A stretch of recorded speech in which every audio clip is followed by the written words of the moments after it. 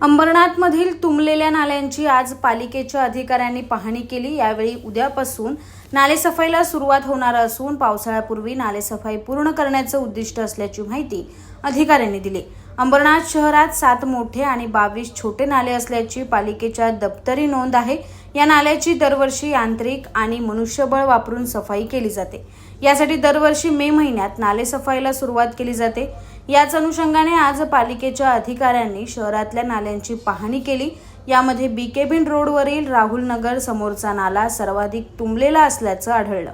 या नाल्याबाबत एकविरा आई फाउंडेशनचे अध्यक्ष अजय मोहरीकर आणि स्थानिक समाजसेवक सचिन मंचेकर यांनी पालिकेकडे सातत्याने तक्रारी केल्या होत्या, कारण या नाल्याची व्यवस्थित सफाई झाली नाही तर राहुल नगर, वडवली मार्केट, गोसावी सोसायटी या सर्व भागात पावसाचं पाणी साचण्याची समस्या निर्माण होते।